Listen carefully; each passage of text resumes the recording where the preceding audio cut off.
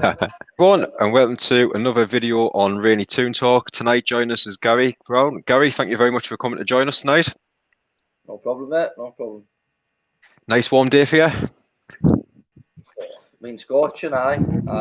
And we've been out for Sunday dinner and all things to eat on a day like today, but still feeling so. Really looking forward to this one. Few of these will cool us down. Well, I've got a big one. It looks like a bottle of red wine, but I promise it's not like. All right, we're here then. But no, I'm really looking forward to this one. Apart from obviously my love for Newcastle, I absolutely love the North East football game just in general, the Northern League, Yeah. and just everything about the North East. I think it's just an extra passion from the fans, the players, the teams in the North East to make it more special for the people. So really looking forward to this one. So just starting with some of kind of the local football in the early days. Obviously, a lot of people watching will know the Northern League. Obviously, a lot of Vars winners comes from there. Very competitive league as well. What was kind of them early days like with obviously Jarrah Roofing and Durham City in that league? Well, actually, I started at Brandon. I played for Brandon United for a season. Yeah. And we're in the second division, and we were awful. Like, obviously, I played centre half, and my mate up front, Andy Johnson, he used to have to score 5 every week just to get us a point. Yeah. It was tough, and then like I say, I got to move to Jarrah Roof, and I think I was on 30 quid a week or something. It was costing us about 40 to get there and back. But it was just good to sort of cut your teeth, you know. I was getting, I think at Brandon in that season, I was playing Saturday and Sundays, and I got like 16 yellows and 5 reds in a season, and a lot of them were just getting schooled off centre forwards or elbowing us off the ball. Then I was lashing out, and I was getting caught out. So it was a real good learning curve them first year and a half sort of thing. Yeah, it's a cracking view. I love Brandon's pitch, cracking view from up there as well. Really good. And obviously after that came Durham City as well. I mean, a couple of seasons I went down to watch them very closely.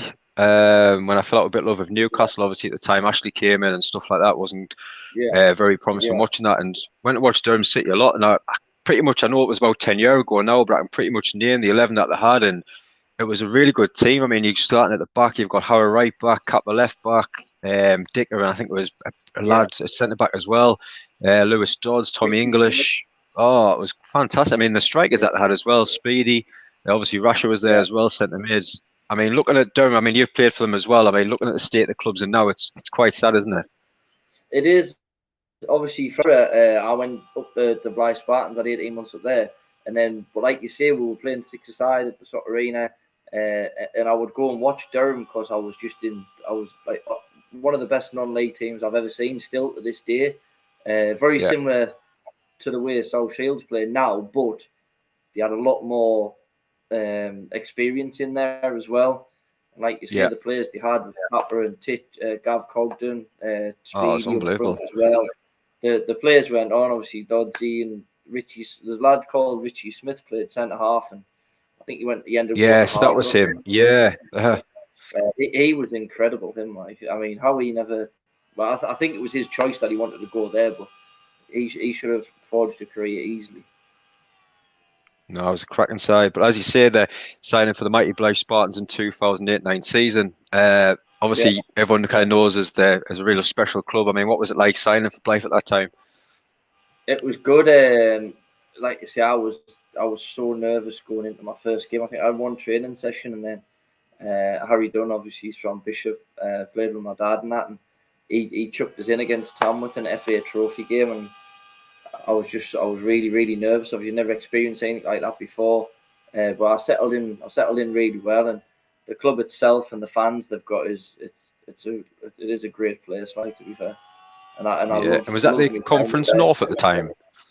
It was, yeah. So I'd gone from like Northern League Division 1, the bottom end, straight into the Conference North, and I thought it was going to be too much of a jump for us, but I settled in really well. Oh, that's really good. I mean, like you said, the cup run as well, like you had at that point. I mean, what was your memories of that cup run? I know, obviously, a lot of people watching this, it was bittersweet, really. Obviously, we played. I remember we played as Sheffield FC. They like the oldest team in the country or something. Yes. And we played them in the 4th qualifying round, and I was injured. But I played, I scored the equaliser, and then we went on to win. And then we played Shrewsbury first round. I was suspended. And then the second round we played Bournemouth away, and it was obviously on Setanta Sports. Played in that game. It was 0-0. Darren Anderton played that game, and then he retired after the game. I don't think he fancied a jaunt up to Croft Park on a Tuesday night, and we managed to scramble past Bournemouth 1-0. But again, it was me and Chris McCabe, Taj, we were both suspended for that one. And then the third round came, and I got dropped. I knew it was coming, and there was a bit of foul play behind it. I think there was a lad come in, Alex White. He's a nice lad. He made his debut. I think his agent was in the chairman's ear and stuff like that. And Yeah, I'm convinced there was money changed hands, but there you go. But to be fair to Alex, I think he played like 60 minutes in that game, and he was brilliant, to be fair to him. He played really well. I think he got a knock and he had to come off. And that was the end of the cup run. But the memories I've got of that was just it was incredible. Like Bournemouth, you know how far that away is, and the amount of fans Blyth took down there was incredible. Like, it really, really was. That was one of the best weekends I've had. Yeah, especially like you say, I think it means a lot to the non-league sides as well, because a lot of people like who would watch a lot more of the Premier League, Championship League too, they just come out late at the first round, where you've probably had to win, as you say, 3 or 4 rounds just to get into that first pot round. It's something special, isn't it? It means a lot to just get that first round. Yeah, like I say, I think there was 1, 2, yeah, it was about 4 games, right? They've got to get through before we even got into the first half draw. I wouldn't care if we'd getting past Blackburn. It would have been Sunderland at the Stadium of Light. It was, wasn't it? Yeah, I'm trying to think back who it was actually. Yeah, it would have been Sunderland at the Stadium of Light. But now the club made just over £500,000, I think, off the back of that cup. Because I think at the time Setanta were paying like 130 grand to each team who were on the telly. So it's no wonder they went bust. But yeah, I definitely benefited well off there. And a few of the management had good bonuses and stuff like that, so they've done well out of it as well. No, that's amazing. Even Niall, thank you very much for watching. Godfrey Pinch, Harry Dunn, King of Bishop, Lord of Blyth. Comment there, coming in. I know exactly what it is. And getting on to the next move, obviously the Darlington, which was massive, because you're seeing what kind of happened to Darlow. They just kind of got took out one league and pushed right down and said, right, you've kind of got to start again. And it was quite the questions asked, kind of what was going to happen, who was going to kind of come in. And I always remember watching around that time of the players that were getting signed. And obviously, I don't know if it was true, but did you literally have one training session that just went, yeah, he'll do? What happened was, obviously, we were all at Durham. There was quite a few of us at Durham at the time. And Dickie Ord was manager at Durham. And we'd gone something like 11 weeks, and we were turning up for games, and Dickie wasn't there. We had no physio. Nobody was there. It was just the bus. We weren't getting paid. So a lot of us, Dickie more so, Dickie Ord was absolutely fantastic with all the lads. But we got dealt a real shit hand, and a lot of us left to go to Darlington. So we got offered these trials.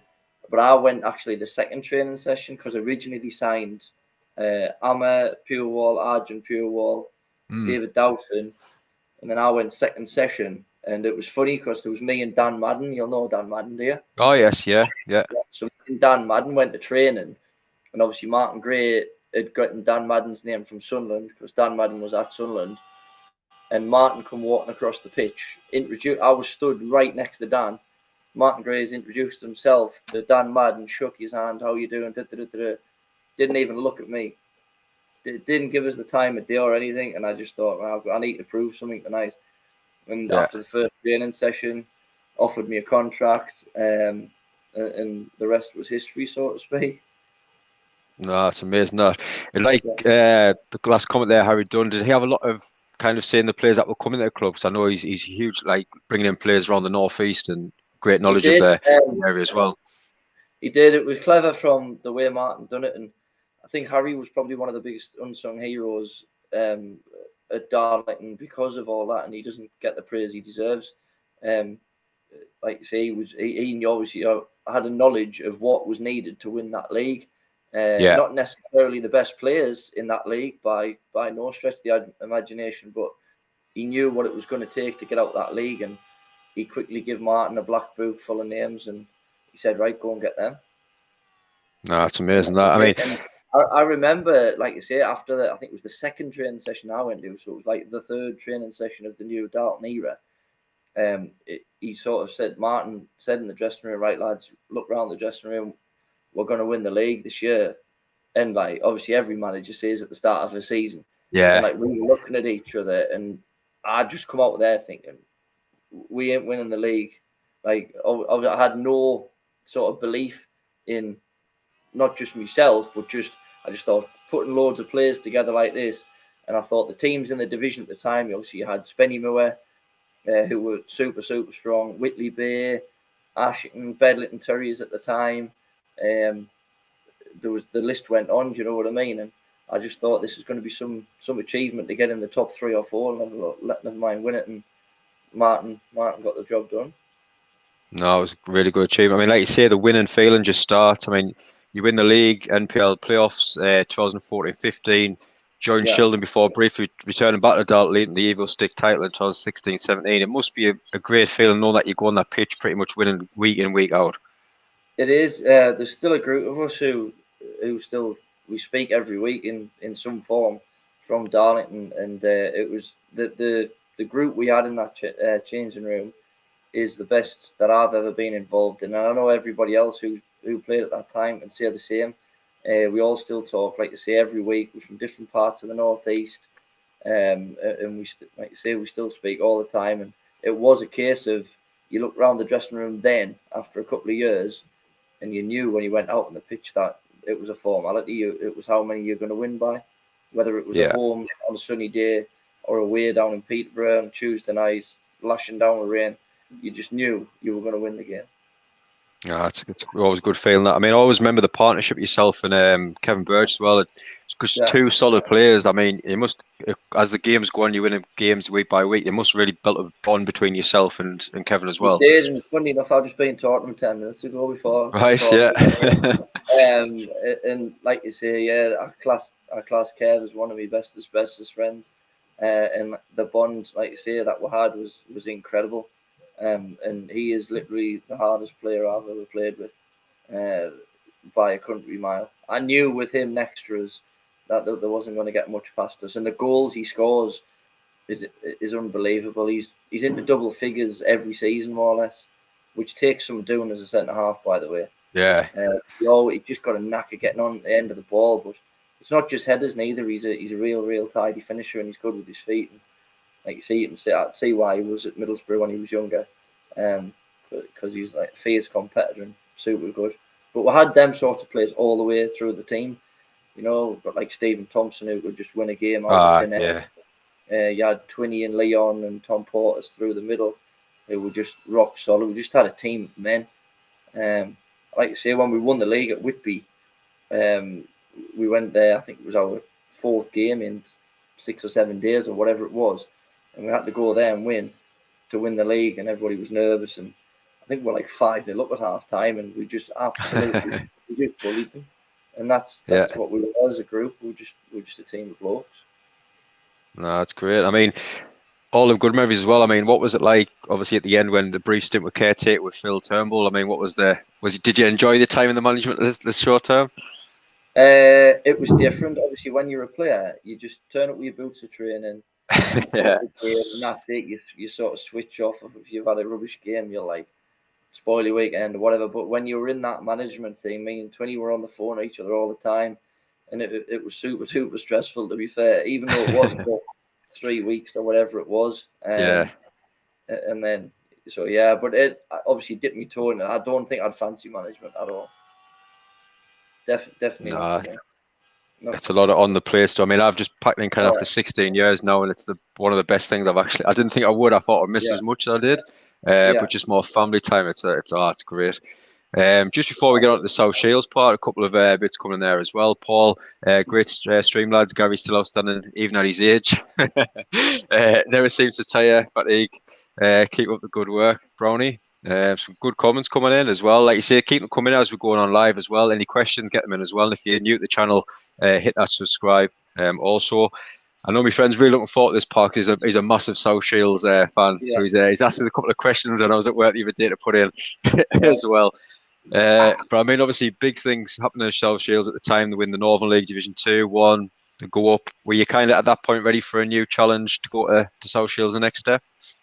What from Darlington? No. Obviously, I had another year left on me deal at Darlington, and Tommy Wright came in, and it was just a catastrophe from day one. To be fair, Yeah, obviously with me and Twinny being part of the management before he came in, we were in on the meetings when they were after managers, and obviously Tommy was like third choice. There was another right. two in front of him, and even though they both interviewed, they both actually turned the job down. I'm not going to name names who they are, but the two managers applied and then got offered it, so he was third choice, and we just knew it wasn't going to work from day one because obviously Martin had built such a special environment up, and the season before we'd got in the playoffs, but we weren't allowed to play in them because of the ground. So Yeah, when of Tommy course, came yeah. in, he's inherited Martin's team. So I just think he must have thought in his head, well, if I go and succeed with this group, I'm not going to get praised for it because people's going to say, yeah, well, that's Martin's team. So Yeah, he tried to bring players up from down the country where you had like lads travelling 4 and 5 hours for a training session and then driving back, and the team just never bonded as a whole. And to be honest, I think they've just about recovered from that Darlington now. Probably in the middle of last season, they started to recover from that. So that had a huge knock-on effect. But no, I had a year left at Darlington, and Tommy just messaged me and said, South Shields want you. Now, when a manager's telling you that, you know yeah. that you're not in his plans. But he got rid of quite a few big characters out of the dressing room. I don't know if he felt threatened or whatever, but he got rid of quite a few of us, and that's basically how I ended up at South Shields, to be fair. That one. I mean, like you say, I know we were talking last night about Fenton and Picton. I know, obviously, working under them two straight away. I mean, it was literally Yeah. just winning again, win by win, week by week as well. I mean, you just literally take that from Darlow into South Yeah. Shields. They must have thought it was just come with you, all the wins. It's completely different. I mean, to be fair, my first season at South Shields, it was a bit of a disaster. I had a couple of bad injuries. I was out for 3 months, and then I was out for another 3 months, Yeah, like in between playing games and stuff like that. But it was completely two different atmospheres. Obviously, at Darlington, you knew what Martin's team talk was going to be every week. You knew what sort of players were hard. Everything was direct, playing their half. And then you go to South Shields, pitches like a carpet, and like you say, Graham and Lee just want you to play out from the back, and I really struggled to adapt to that, if I'm being honest. I knew I had the tools to be able to do it, but it was the mentality side about it and being calm on the ball, which I never really had, and they installed that into us, and just two completely different clubs. But the second year, I kicked on and I got Player of the Year and stuff like that, and so I really enjoyed my time. But two completely different clubs.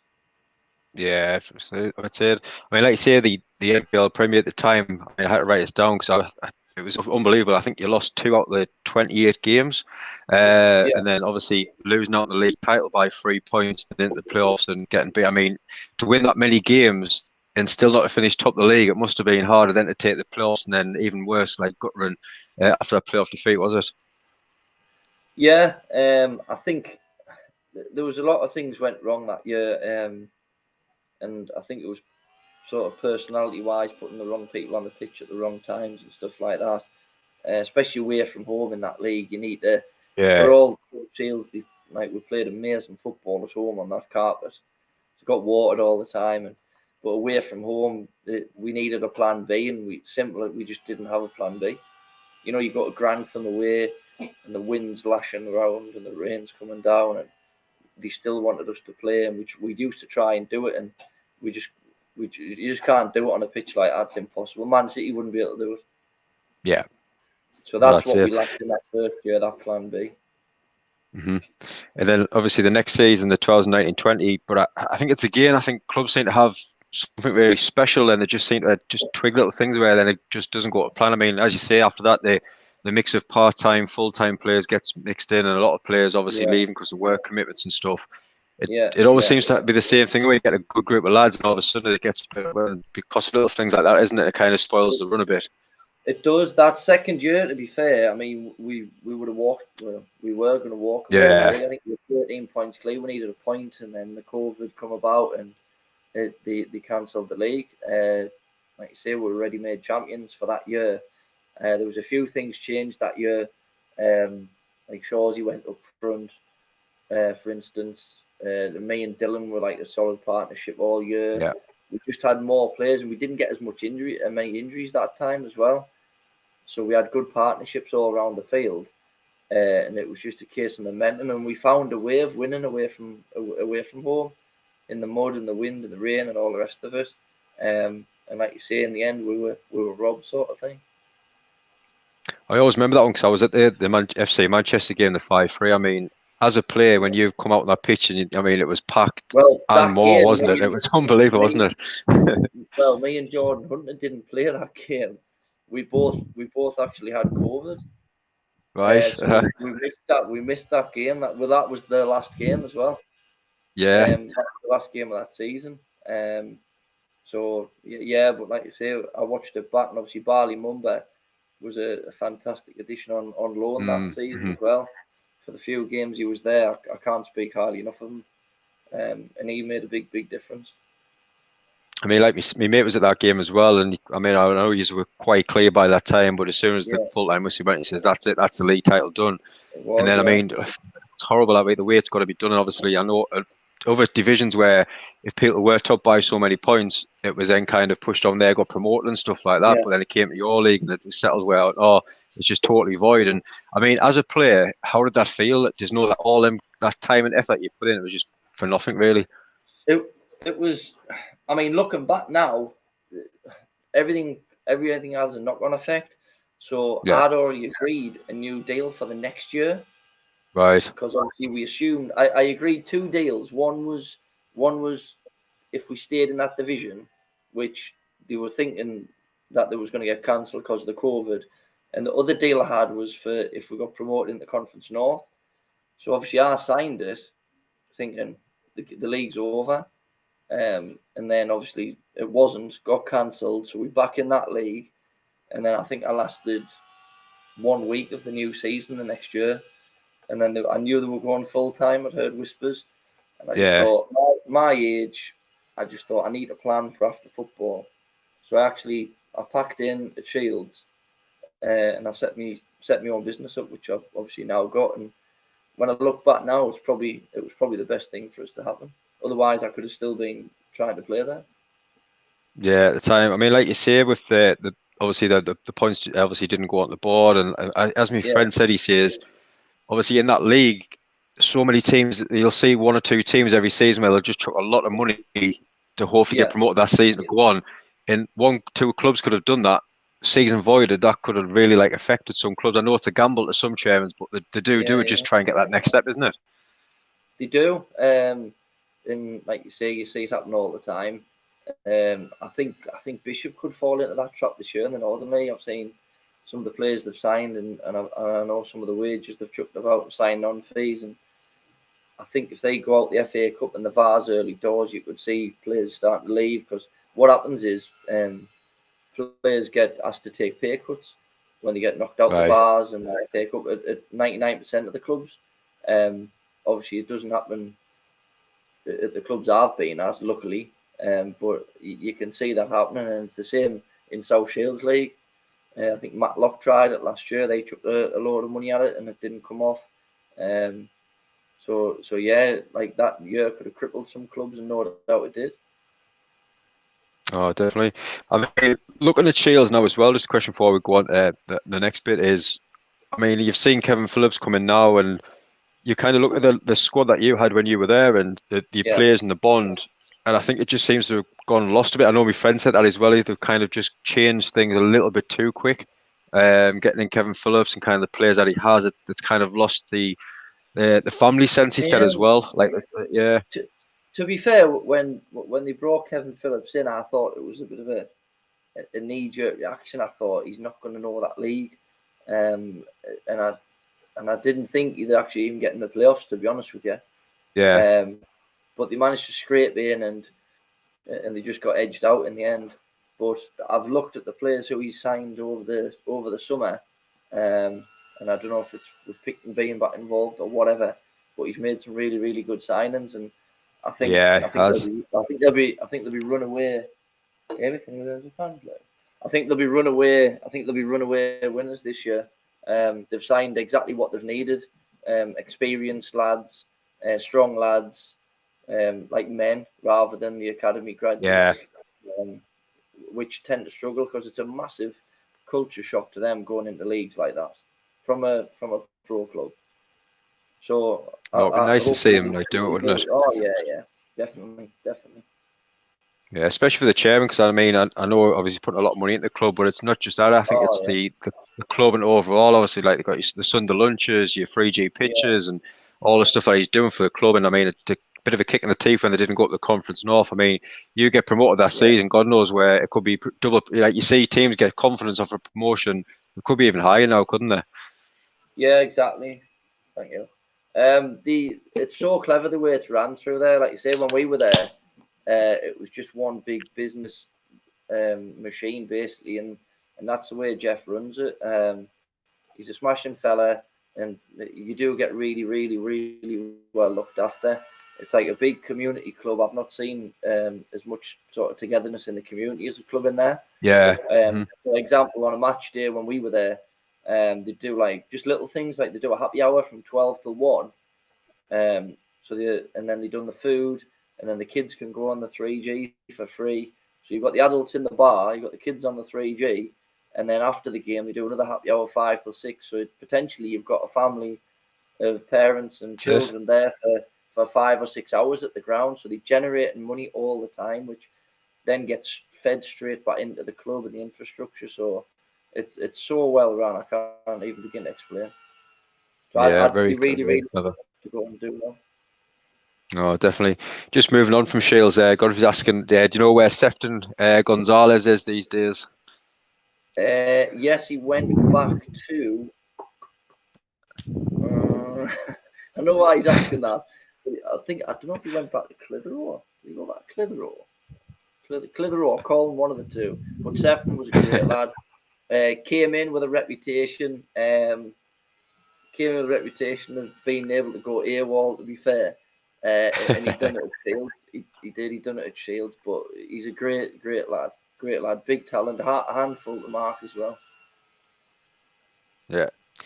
And then obviously getting on to, obviously after Shields and now obviously you leave Shields to join West Orton back in the Northern League. I mean, coming back into the Northern League, was it from when you first started to kind of now, was it changed? Has it a lot of change since your last time in the Northern League?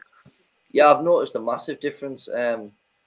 Obviously, the Northern League it's been diluted massively since the last time I was there, and it'll always be diluted by the way the infrastructure's got to go now. So you've lost obviously Darlington, Spennymoor, Yeah. Stockton, Shildon, Mask, Morpeth, Dunstan, all Shields. So you've lost like 9, 10 teams, and they'll never ever come back down because they're not bad enough to come back down. There's a lot of teams above who should be at Northern League level. I think Pickering come down last year, Carlisle. So I think it's going to happen all the time. I think what you'll end up with in the next 6 or 7 years is the Northern League effectively being a feeder league for the Yeah. NPL. That's it. I mean, So kind of well, I've watched it kind of about 10 years ago to now, and I think it's the same with yeah, Sunday League football as well. I think the younger players are a lot different now compared to what they were yeah, 10, 15 years ago. I mean, yeah, I couldn't just wait to wake up on a Sunday morning to go and play football yeah, or listen on a exactly. Saturday, where now I think like they just want to be on like even like 18-year-olds want to be on the Xbox or they want to be out and like there's no passion, is there? Well, obviously in Brandon we had 5 teams in Brandon once over, and Mhm. 4 of them 5 teams were getting 20 players a week every single Sunday without fail. And then now we're struggling to turn one out on a Sunday morning from Brandon now. And obviously I know up your way it's the 100%. same. Yeah, It is sure. I mean, I just that know. I mean, Yeah, packed mine in last year, and I know someone took it over. And I think they've kind of ended just kind Yeah, of getting enough players, the interest as well. It's crazy, man. yeah, Lads just don't want to play football anymore. It's yeah. And when they do, I think the young lads strange. they feel like they're entitled, and it's solely down to social media and what they see on the television and what's flushed Yeah, down the neck, and nobody can deny that at all. no, definitely not. And just a couple of questions about your career. Looking Yeah. back at it as well. I mean, what would you say out of everything would be your best moment so far?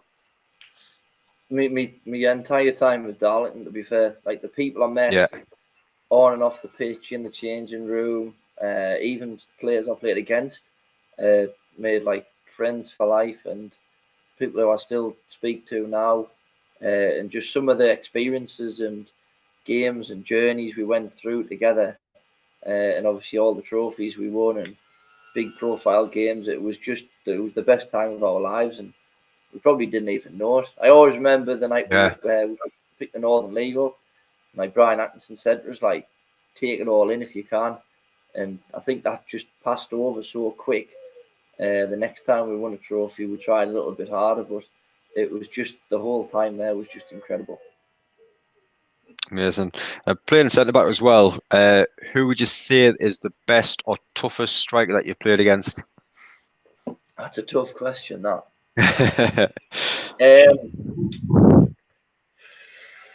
Um, I mean, out of the people who we've played against, obviously we played against a few pro teams and stuff in pre-season friendlies, but Yeah, I'll not count any of them because that's just ridiculous. The one who I had the most chew with all the time was a lad called Reece Deitch, and he just got in my head every time, and like we used to just fight and fight and fight and fight. We'd always grab a goal or buy a penalty off us, and he was the biggest wind-up merchant ever. And he ended up actually coming to play for Darlington when Tommy Wright was there. But I would say he was one of the toughest. Yeah. yeah. A couple of lads, strikers I want to just ask you about as well in the Northern League who grown up, I watched that league. Paul Brayson and Mickey Mackay, two cracking strikers. Ever played against them much? I played against Michael Mackay when I was younger. I think he'd just come back from Hartlepool at the time, and he Right. was he was really quick, and I just didn't know where his head was at. But Brassy, I played with Brassy at Durham, Yeah. like briefly, and I think he's the best finisher I've ever come across, Oh, unbelievable. and really Yeah. really hard to play against. Even last year when I marked him, it's just like where's he gone? And he's like 40 odd year old, but he's still got a real touch of class, and he's got a deft touch. Like he can still Two make cracking people look players. cute, but even at his age, he's incredible. Yeah, I remember we played, I think we played against Pelton for Yeah, the Lambton, well, a good 10, 15 years ago now. And there was one lad, that all he had one job all game, was just a man mark, Mickey Mackay. And after the game, Pelton won 5-0, he scored all five, like, so that would have he didn't been. do too bad. Yeah, oh, he scored any amounts of goals, Mickey. Like to be fair, he's really really Who would you good. say the best player is that you've played with? A Tomo, teammate? Stephen Thompson, easy. Just like some of the things I've seen him do on a football pitch is scary.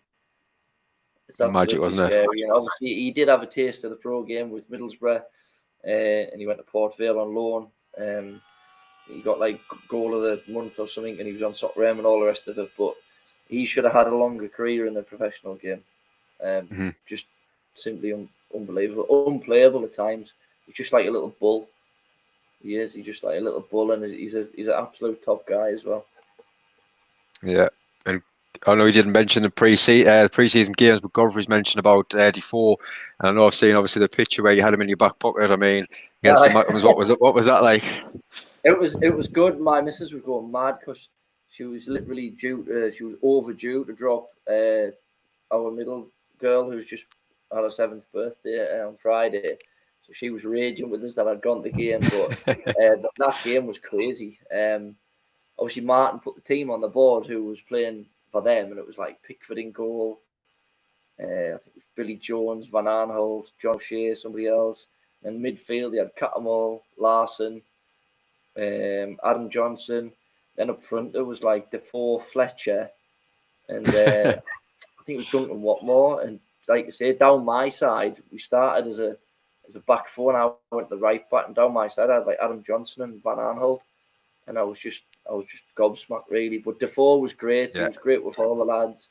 His attitude was good. He was literally in first gear, like, you know, they were hardly trying. But the one that night that impressed me the most was Adam Johnson. He was incredible. A good winger, wasn't he? Unbelievable. Definitely. I mean, you mentioned like obviously the pro teams coming down there and stuff. I know we kind of chatted about it last night. As your time going through obviously the non-league scene and playing a bit higher up as well, was there any ever kind of call to go to play pro at any point?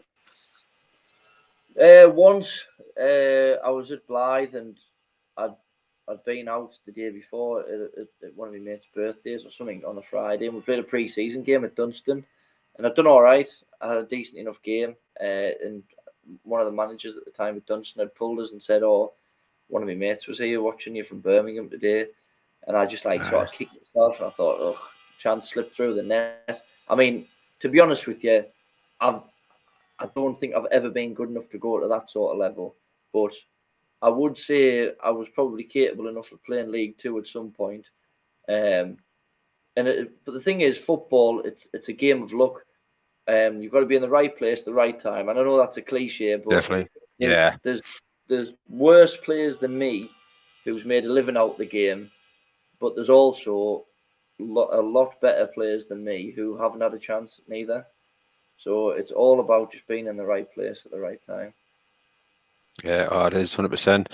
And finally, obviously playing out West Alton, how many seasons do you think you've got left in yourself? And do you ever will touch on the coaching and management, or do you think that's definitely pushed to one side? Nah, I mean, when I do pack it in, I've probably got another season playing, probably. But when I do pack it in, obviously I want to get my golf clubs back out, and because I love my golf, I want to get back into that and get my handicap down. But I will miss the changing room environment and stuff like that. And to be honest, I've always been a fan of the medical side, you know. So even if you were a masseuse or whatever, just to get you in that changing room environment, or just go and be somebody's right hand man where you don't have to do too much work during the week and you just work on a training night and a Saturday. Oh, it's like you say, it's just been in that environment all the time, isn't it? I mean, that was my final question. I mean, out of all your time in the game, what would you say would be the funniest story, either on the team bus, changing room, or what you can mention? If I told a few of them, there'd be a few families smashed in pieces. There was one with Terry Galbraith. I know he won't mind us saying it. It's funny now you look back, but Newcastle played Sunderland on a Sunday, and we had Scarborough away on a Monday, a bank holiday on Monday. It was the business end of the season. We were going for the league, and Terry was one of our best players by a country mile. He's absolute Rolls Royce. And basically he'd gone out on the drink all day, and he just didn't turn up for the game. And it was sort of the cat and mouse with Martin Gray and Terry on the phone. He was making phone calls, where you're at. Terry wasn't answering and stuff like that. This was all unfolding on the bus in front of us, and at the time it wasn't funny. But now when you look back, it's one of them.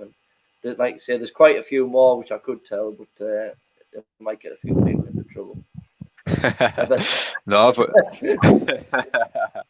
well, no, Gary, honestly, thank you so much for coming on tonight. It's been really good talking about and getting back to the North East and stuff like that. I know we're trying to do a lot more of these. I know we do a lot of Newcastle interviews and stuff like that. But I know, I mean, next week we've got Barry Hales on. I mean, they're literally they're queuing up to come on at the minute. It's really good. I know he's played for a lot of clubs, so he should have a lot of stories about his time in the career. I know he's at Fulham as well, so there should be some good stories going on there as well. A lot more Newcastle players hopefully coming on. I think we've almost got Pavel Cernicek's brother to come on as well, which are really good to talk about his memories about Pav and stuff. And obviously lots going on in the Facebook group as well. And again, everyone watching, Godfrey, thank you very much as well. And everyone else that was watching tonight, it really does mean a lot to us.